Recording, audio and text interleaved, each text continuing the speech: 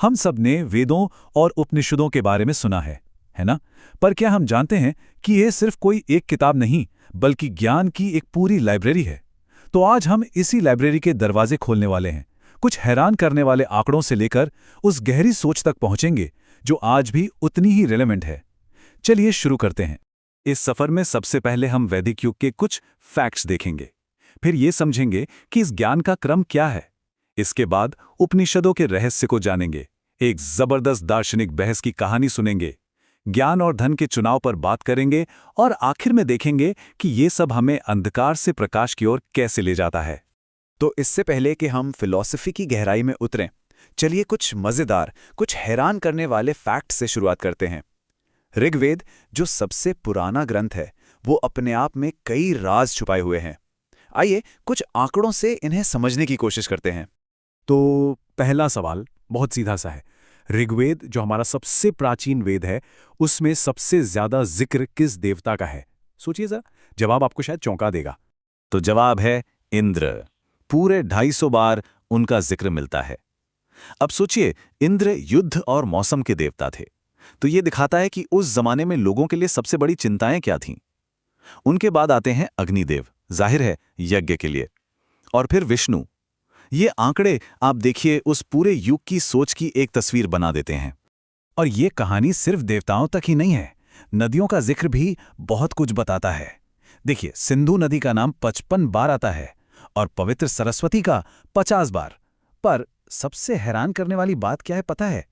आज की जो सबसे पवित्र नदी है गंगा, उसका जिक्र सिर्फ एक बार, सिर्फ एक। इससे साफ पता चलता है कि उस वक्त वैदिक सभ्यता का जो केंद्र था वो कहीं और था। तो ये तो हो गए कुछ फैक्ट्स, लेकिन इतना सारा ज्ञान आखिर इसे ऑर्गेनाइज कैसे किया गया?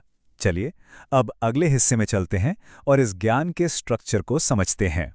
देखिए, इसका एक बहुत ही लॉजिकल फ्लो है। सबसे पहले आए वेद, जिन्हें सुना हुआ ज्ञान या श्रुति कहते हैं। अच्छा, अब वेदों की भाषा थोड़ी मुश्किल थी, तो उन्हें समझाने के लिए लिखे गए ब्राह्मण ग्रंथ। इसके बाद आए आरण्यक, जो खास तौर पर जंगलों में रहने वाले ऋषियों के लिए थे। और इस पूरी ज्ञान यात्रा का जो दार्शनिक निचोड़ है वो है उपनिषद। और अब हम आते हैं हमारे आज के मेन टॉपिक पर, उपनिषद। आपको पता है, इसका नाम ही अपने आप में इसकी पूरी कहानी कह देता है। उपनिषद, ये शब्द ही कितना सुंदर है। उप मतलब पास, नी मतलब नीचे, और शद मतलब बैठना, यानी गुरु के चरणों के पास पूरी विनम्रता से बैठकर ज्ञान हासिल करना। ये हमें सिखाता है कि असली ज्ञान दिखावे से नहीं, बल्कि समर्पण और जिज्ञासा से मिलता है। अच्छा, तो कुल कितने उपनिषद हैं? पारंपरिक रूप से माना जाता है कि 108 उपनिषद हैं। हाँ, 108, लेकिन इनमें से जो 13 हैं उन्हें सबसे मुख्य माना जाता है। मतलब वो इस ज्ञान के फाउंडेशन पिलर्स हैं। और ये जानना भी बड़ा दिलचस्प है कि ये लिखे कैसे गए थे। 108 में से सोचिए, 102 उपनिषद पूरी तरह से कविता के रूप में है, पोएट्री। सिर्फ 4 गद्य में है और 2 में दोनों का मिक्सचर है। तो ज्यादातर ज्ञान कविताओं के जरिए दिया गया है। अब इन सब में जो सबसे बड़ा उपनिषद है वो है बृहदारण्यक उपनिषद। बृहद का मतलब ही होता है विशाल, और ये सिर्फ साइज में ही बड़ा नहीं है, बल्कि इसमें जो फिलोसॉफिकल डिबेट्स हैं वो भी बहुत गहरी हैं। और इन्हीं में से एक की कहानी हम अब जानने वाले हैं। तो चलिए अब एक कहानी की तरफ चलते हैं। ये कहानी है भारतीय इतिहास के 2 सबसे तेज दिमागों के बीच हुई एक जबरदस्त बहस की। कल्पना कीजिए राजा जनक का दरबार, जो अपने समय के सबसे बड़े इंटेलेक्चुअल हब के लिए जाना जाता था। वहां उन्होंने एक चैलेंज रखा, जो कोई भी खुद को सबसे बड़ा ज्ञानी साबित कर दे, उसे सोने से सजे सींगों वाली 1000 गायें इनाम में दी जाएंगी। क्या कमाल का इनाम था। जब महान ऋषि याज्ञवल्क्य ने आत्मविश्वास से कहा कि वो ही सबसे बड़े ज्ञानी हैं और अपने शिष्यों को गायें ले जाने को कहा, तो उस भरी सभा में एक आवाज उठी, एक महिला की आवाज। ये थी विदुषी गार्गी, और उन्होंने याज्ञवल्क्य से ऐसे सवाल पूछने शुरू किए जो ब्रह्मांड की नींव को हिला दें कि ये दुनिया किस पर टिकी है, समय क्या है, अंतरिक्ष क्या है और उसके पार क्या है। ये सिर्फ एक बहस नहीं थी, ये सच की सबसे गहरी खोज थी। और इसी महान बहस से एक ऐसा विचार निकल कर आया जो आज भी उतना ही सच है। याज्ञवल्क्य ने समझाया, प्रेम बंधन नहीं है, अगर वो निस्वार्थ है तो वो आजाद करता है। बंधन तो तब बनता है जब उसमें स्वार्थ आ जाता है, जब मेरा और मुझे की भावना आ जाती है। लेकिन याज्ञवल्क्य की कहानी यहीं खत्म नहीं होती। उनकी जिंदगी हमें एक और बहुत जरूरी सवाल के सामने लाकर खड़ा करती है, ज्ञान और धन के बीच का चुनाव। तो हुआ ये कि जब याज्ञवल्क्य ने संन्यास लेने का, यानी सब कुछ छोड़कर वन जाने का फैसला किया, तो उन्होंने अपनी दोनों पत्नियों मैत्रेयी और कात्यायनी को बुलाया और उनसे कहा कि वो अपनी सारी धन दौलत उन दोनों में बराबर बांटना चाहते हैं। तो यहां पर दो रास्ते सामने आए। कात्यायनी ने प्रैक्टिकल रास्ता चुना, उन्होंने धन संपत्ति ले ली। लेकिन मैत्रेयी ने एक ऐसा सवाल पूछा जो सब कुछ बदल देता है। उन्होंने पूछा, क्या इस दौलत से मैं अमर हो जाऊंगी? और जब याज्ञवल्क्य ने कहा नहीं, तो मैत्रेयी ने कहा, तो फिर मुझे वो दौलत नहीं चाहिए जो खत्म हो जाए, मुझे वो ज्ञान चाहिए जो अमर बना दे। उन्होंने दौलत को ठुकराकर सच का रास्ता चुना। और ये कहानियां, ये हमें उपनिषदों के सबसे गहरे, सबसे ऊंचे लक्ष्य तक ले जाती हैं। वो लक्ष्य जो सदियों से हमारा मार्गदर्शन कर रहा है। और इन सारी शिक्षाओं का, इन सारी कहानियों का सार एक छोटी सी बहुत ही पावरफुल प्रार्थना में समाया हुआ है। तमसो मां ज्योतिर्गमय, मतलब मुझे अंधकार से प्रकाश की ओर ले चलो। ये अंधकार अज्ञान का है और प्रकाश है आत्मज्ञान का। ये हर इंसान की सबसे गहरी, सबसे सच्ची इच्छा है। तो आखिर में हम यहां से क्या सीख लेकर जा रहे हैं? सबक बहुत सीधा सा है। धन, दौलत, ये सब जिंदगी जीने के साधन हैं, टूल्स हैं, पर ये मंजिल नहीं हो सकते। जो असली, कभी ना खत्म होने वाली खुशी है, वो चीजें जमा करने में नहीं है, बल्कि खुद को जानने में और सच को खोजने की यात्रा में है। और ये सारी बातें हमें आज के लिए एक बहुत जरूरी सवाल पर लाकर छोड़ देती हैं। आज की इस दुनिया में जहां हमारा ध्यान भटकाने के लिए हजारों चीजें हैं, क्या ये हजारों साल पुराना ज्ञान हमें रास्ता दिखा सकता है? क्या ये हमें याद दिला सकता है कि हमारी जिंदगी का असली मकसद क्या है? इस पर सोचिएगा जरूर। चलिए आज हम एक सफर पर चलते हैं। कोई ऐसी वैसी जगह नहीं, बल्कि समय में 3500 साल पीछे ऋग्वैदिक भारत में। हम वहां के समाज को समझने की कोशिश करेंगे और कुछ ऐसे सामाजिक नियमों को जानेंगे जो शायद आज की सोच को भी हिला दें। तो तैयार हो जाइए, ये सफर बहुत दिलचस्प होने वाला है। अच्छा, तो सबसे पहले ये समझना जरूरी है कि हम किस दौर की बात कर रहे हैं। देखिए, ऋग्वैदिक काल से ठीक पहले थी सिंधु घाटी सभ्यता, जो कि एक शहरी यानी अर्बन और शायद मात्र सत्तात्मक समाज था। लेकिन इसके ठीक बाद जो ऋग्वैदिक सभ्यता आई, वो एकदम अलग थी, पूरी तरह से ग्रामीण और पितृसत्तात्मक। मतलब समाज के पूरे स्ट्रक्चर में एक बहुत बड़ा बदलाव आया था। तो सवाल ये उठता है कि इस नए ग्रामीण समाज की बुनियाद आखिर थी क्या? आइए इसके 3 सबसे बड़े पिलर्स यानी परिवार, भाषा और भोजन को थोड़ा करीब से देखते हैं, क्योंकि इन्हीं ने उस जमाने की जिंदगी को एक शक्ल दी थी। तो उस दौर की रोजमर्रा की जिंदगी इन्हीं 3 चीजों के आसपास घूमती थी। परिवार में पिता का फैसला ही आखिरी होता था। बातचीत के लिए समाज की भाषा संस्कृत थी। और खाने पीने की बात करें तो लोग शाकाहारी और मांसाहारी दोनों तरह का भोजन करते थे। ये उस जीवन के बेसिक नियम थे। चलिए अब आते हैं इस पूरे विश्लेषण के सबसे चौंकाने वाले हिस्से पर। हम प्राचीन भारतीय समाज से जुड़े कुछ ऐसे मिथकों को तोड़ने वाले हैं जिन्हें शायद हम में से कई लोग आज तक सच मानते आए हैं। कुछ बातें सुनकर आपको हैरानी हो सकती है। और आगे बढ़ने से पहले बस एक बात पर गौर कीजिए, हम आज से 3500 साल पहले की बात कर रहे हैं। ये कोई 100-200 साल पुरानी बात नहीं है। जब आप इस विशाल समय के अंतर को ध्यान में रखेंगे तो आगे आने वाली बातें और भी ज्यादा मायने रखने लगेंगी। पहला बड़ा मिथक, बाल विवाह। क्या ये उस समाज में होता था? जवाब है बिल्कुल नहीं। ऋग्वैदिक समाज में बाल विवाह की कोई प्रथा ही नहीं थी। ये एक ऐसी चीज है जो बहुत बाद में हमारे समाज का हिस्सा बनी। इसी तरह दूसरा बड़ा मिथक है पर्दा प्रथा। ये भी उस संस्कृति का हिस्सा बिल्कुल नहीं थी। जो सोर्सेज हैं वो बताते हैं कि ये व्यवस्था तो बहुत बाद में विदेशी आक्रमणकारियों के साथ आई। ये कोई मूल भारतीय रिवाज नहीं था। और अब शायद सबसे बड़ा सरप्राइज, सती प्रथा। ये भी नहीं थी। इतना ही नहीं, बल्कि इसके ठीक उलट विधवा पुनर्विवाह एक आम और समाज में स्वीकृत प्रथा थी। ये उस समय की सोच के बारे में बहुत कुछ बताता है ना? अब बात करते हैं एक ऐसे टॉपिक की जिस पर आज सबसे ज्यादा कंफ्यूजन है, वर्ण व्यवस्था। आज हम जिसे जन्म से जुड़ी जाति व्यवस्था समझते हैं, क्या आप जानते हैं कि इसकी शुरुआत ऐसी नहीं थी? असल में इसकी मूल अवधारणा कर्म पर आधारित थी, यानी आपके काम पर, आपके प्रोफेशन पर, ना कि आपके जन्म पर। इस स्लाइड पर यह फर्क बिल्कुल साफ दिखता है। एक तरफ है मूल कॉन्सेप्ट, कर्म पर आधारित, मतलब आप जो करते हैं उससे आपकी पहचान है, और दूसरी तरफ है वो बिगड़ा हुआ रूप जो बाद में आया, जन्म पर आधारित, मतलब आप किस परिवार में पैदा हुए उससे आपकी पहचान तय होने लगी। ये दोनों बिल्कुल अलग बातें हैं। तो देखिए, ये सिस्टम कितना लॉजिकल था। समाज को 4 जरूरी भूमिकाओं में बांटा गया था। जो ज्ञान और शिक्षा का काम करता था वो ब्राह्मण था, जो समाज की रक्षा करता था वो क्षत्रिय, जो व्यापार और खेती करता था वो वैश्य, और जो बाकी श्रम सेवाएं देता था वो शूद्र। आपका वर्ण इस बात से तय होता था कि आप समाज के लिए क्या कर रहे हैं, ना कि आप किसके घर में पैदा हुए हैं। बस 1 मिनट के लिए सोचिए, अगर आज भी ऐसा होता तो? अगर किसी की सामाजिक पहचान उसके परिवार से नहीं बल्कि उसके काम और उसकी काबिलियत से तय होती, तो हमारा समाज कैसा दिखता? यह सवाल हमें इस पुरानी व्यवस्था के बारे में बहुत कुछ सोचने पर मजबूर करता है। हमने समाज के स्ट्रक्चर को तो समझ लिया, लेकिन इस समाज में महिलाओं की क्या जगह थी?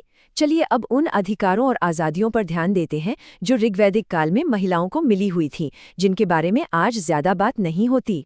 और ये लिस्ट काफी हैरान करने वाली है।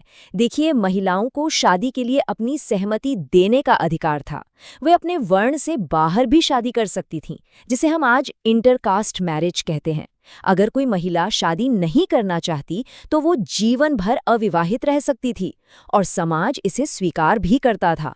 और जैसा कि हमने पहले देखा, विधवा पुनर्विवाह तो था ही। सोचिए, जीवन भर अविवाहित रहने की चॉइस को इतनी इज्जत दी गई थी कि इसके लिए एक खास शब्द भी था, अम्माजू। ये दिखाता है कि ये एक सम्मानित फैसला माना जाता था, कोई मजबूरी नहीं। एक और प्रथा थी नियोग। ये थोड़ी जटिल लग सकती है, लेकिन ये भी समाज में स्वीकृत थी। इसका सीधा सा मकसद था परिवार के वंश को आगे बढ़ाना। अगर पति की मृत्यु हो जाए या वो संतान पैदा करने में असमर्थ हो, तो ये एक रास्ता था।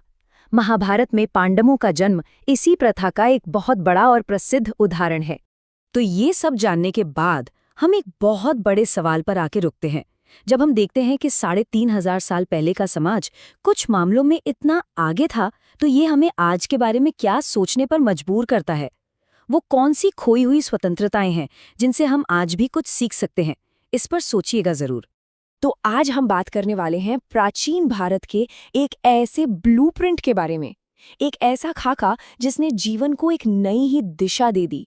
ये सिर्फ कोई फिलॉसफी नहीं थी, बल्कि जीने का, आप कह सकते हैं, एक पूरा का पूरा तरीका था। सत्यमेव जयते। सोचिए, सिर्फ 3 शब्द, लेकिन इनमें हजारों सालों का दर्शन, हजारों सालों की फिलॉसफी छिपी हुई है। हाँ, ये हमारे राष्ट्रीय प्रतीक का हिस्सा तो है ही, पर यह सिर्फ एक नारा नहीं है। अरे, ये तो वो सिद्धांत है जिसने एक पूरी की पूरी सभ्यता की नींव रखी थी। तो फिर ये सवाल उठना लाजमी है कि सच की जीत का इतना मजबूत यकीन, इतना गहरा विश्वास आखिर आया कहाँ से? इसकी जड़ें कितनी गहरी हैं? इसका जवाब हमें मिलता है मुंडक उपनिषद में। अब उपनिषद क्या है? ये वो प्राचीन ग्रंथ हैं जहाँ गुरु और शिष्य के बीच, आप कह सकते हैं, एक तरह की बातचीत होती थी, और उसी बातचीत के जरिए जिंदगी के सबसे बड़े, सबसे गहरे सवालों के जवाब तलाशे जाते थे। और हाँ, एक छोटी सी मजेदार बात, मुंडक और मांडुक्य सुनने में एक जैसे लगते हैं ना, पर ये 2 बिल्कुल अलग अलग उपनिषद हैं। अच्छा, अगर इन ग्रंथों की गहराई को समझना है ना, तो कठोपनिषद की कहानी सुनिए। एक छोटा सा लड़का है, नचिकेता, और वो पहुंच जाता है सीधे मृत्यु के देवता यम के पास, और उनसे क्या पूछता है कि मृत्यु के बाद क्या होता है, आत्मा का असली सच क्या है। जरा सोचिए, ज्ञान के लिए इतनी हिम्मत, इतनी निडरता। ये जो संवाद है ना, ये उस दौर की इंटेलेक्चुअल क्यूरियोसिटी, मतलब बौद्धिक जिज्ञासा का शायद सबसे बड़ा सबूत है। तो ये जो गहरी फिलॉसफी है, ये सिर्फ किताबों तक ही सीमित नहीं थी। नहीं, बिल्कुल नहीं। इसे असल जिंदगी में उतारा गया था, जन्म से लेकर मृत्यु तक। और इसी प्रैक्टिकल एप्लीकेशन को कहते हैं जीवन के 16 संस्कार। 16 ये सिर्फ एक नंबर नहीं है। इसे ऐसे समझिए कि ये वैदिक परंपरा का एक पूरा रोड मैप है, जो एक इंसान की पूरी जिंदगी को जन्म से मृत्यु तक कवर करता है। हर संस्कार एक पड़ाव है, एक मील का पत्थर, जो किसी भी इंसान को फिजिकली और मेंटली जीवन के अगले पड़ाव के लिए तैयार करता था। तो ये सफर शुरू कैसे होता था? पहले भोजन से, जिसे अन्नप्राशन कहते हैं, फिर पहले मुंडन से यानी चूड़ा कर्म, और ऐसे ही एक एक करके छोटे बड़े पड़ावों से गुजरते हुए ये यात्रा पहुंचती थी शिक्षा की शुरुआत तक, जिसे यज्ञोपवीत कहते हैं, और फिर शिक्षा के अंत तक यानी समावर्तन। हर एक कदम, हर एक पड़ाव बहुत सोच समझकर डिजाइन किया गया था। अब इस पूरे यात्रा में एक पड़ाव ऐसा था जिसे सबसे ज्यादा अहमियत दी गई थी, और वो था छात्र जीवन यानी ब्रह्मचर्य। तो पढ़ाई लिखाई की जो फॉर्मल शुरुआत होती थी वो थी यज्ञोपवीत संस्कार से। अब ये सिर्फ एक पवित्र धागा पहनना नहीं था, नहीं, ये इस बात का सिंबल था, एक प्रतीक था कि अब एक छात्र ज्ञान की दुनिया में कदम रख रहा है। और बस यहीं से शुरू होता था ब्रह्मचर्य का अनुशासित जीवन। और देखिए, इस सिस्टम की सबसे खास बात थी जीवन का ये बंटवारा, ये डिवीजन। मतलब पहले 25 साल यानी ब्रह्मचर्य, सिर्फ और सिर्फ ज्ञान हासिल करने के लिए, नो अदर रिस्पॉन्सिबिलिटी, कोई और जिम्मेदारी नहीं। इसके बाद ही 25 से 50 की उम्र में गृहस्थ जीवन की जिम्मेदारियां शुरू होती थीं। मतलब हर चीज का एक तय समय था, एक तय जगह थी। अच्छा, तो गुरुकुल की जिंदगी होती कैसी थी? जरा इमेजिन कीजिए, सुबह सूरज उगने से भी पहले ब्रह्म मुहूर्त में उठना, फिर योग और ध्यान से दिन की शुरुआत करना, और उसके बाद पूरा दिन गुरु के साथ पूरी तरह से पढ़ाई में डूबे हुए। गुरु की हर एक बात को मानना जरूरी था, क्योंकि मकसद सिर्फ एक था, बिना ध्यान भटकाए ज्ञान की गहराइयों में उतर जाना। तो जब ये 25 साल की कड़ी तपस्या और पढ़ाई पूरी हो जाती थी, तब आता था अगला बड़ा पड़ाव, गुरुकुल से विदाई, जिसे कहते थे समावर्तन। ये जो समावर्तन है ना, ये आज की कॉन्वोकेशन सेरेमनी जैसा ही कुछ था। 25 साल की उम्र में ये संस्कार होता था, और ये एक तरह का ऐलान था, एक डेक्लरेशन कि छात्र ने अपनी शिक्षा पूरी कर ली है और अब वो ब्रह्मचर्य आश्रम छोड़कर गृहस्थ जीवन में कदम रखने के लिए पूरी तरह से तैयार है। और यहाँ पर विदाई की भावना पर गौर करना बड़ा दिलचस्प है। समावर्तन में गुरु का आखिरी संदेश क्या होता था? वो कहते थे, जो ज्ञान तुमने पाया है उसे समाज में फैलाओ और एक आदर्श बनो। ये एक जिम्मेदारी का एहसास था। अब जो सोर्स मटेरियल है वो इसी प्राचीन विदाई की तुलना आज के तरीकों से करता है, जैसे शर्ट पर लिखना या फेयरवेल मैसेज छोड़ना, और दोनों के मकसद में एक फर्क को दिखाता है। लेकिन एक मिनट रुकिए, ये जो पूरा ज्ञान का सिस्टम है, ये संस्कार, ये आश्रम व्यवस्था, आखिर इसकी शुरुआत कहाँ से हुई? इसका ओरिजिनल सोर्स क्या है? ये सवाल हमें सीधा ले जाता है दुनिया के सबसे पुराने माने जाने वाले ग्रंथों तक, वेदों तक, और खासकर ऋग्वेद तक। तो सवाल फिर वही है कि इन्हें लिखा किसने? क्या कोई एक लेखक था या फिर कई लोग थे? इसका जवाब एक बहुत ही अनोखे कॉन्सेप्ट में छिपा है, अपौरुषेय। इसका सीधा सा मतलब है जिसे किसी पुरुष यानी इंसान ने नहीं बनाया। मान्यता ये है कि ये ज्ञान किसी ने लिखा नहीं, बल्कि महान ऋषियों ने इसे गहरे ध्यान में सुना या देखा था। मतलब ये एक डिवाइन रेवलेशन था। और देखिए, इसीलिए वेद व्यास जैसे महान ऋषियों को वेदों का ऑथर नहीं बल्कि कंपाइलर कहा जाता है, संकलनकर्ता। इसको ऐसे समझिए जैसे कोई एक बहुत बड़ी लाइब्रेरी की बिखरी हुई किताबों को इकट्ठा करे और उन्हें सब्जेक्ट के हिसाब से ठीक से जमा दे। उनका काम भी कुछ ऐसा ही था, ताकि ये अनमोल ज्ञान आम लोगों तक आसानी से पहुंच सके। और ये कंपाइलेशन कितना सिस्टमैटिक था, इसका अंदाजा ऋग्वेद के स्ट्रक्चर से ही लगा सकते हैं। इसे 10 हिस्सों यानी मंडलों में बांटा गया है, बिल्कुल वैसे ही जैसे आज की किताबों में चैप्टर्स होते हैं। ये दिखाता है कि उस ज्ञान को कितने सलीके से, कितने व्यवस्थित तरीके से सहेजा गया था।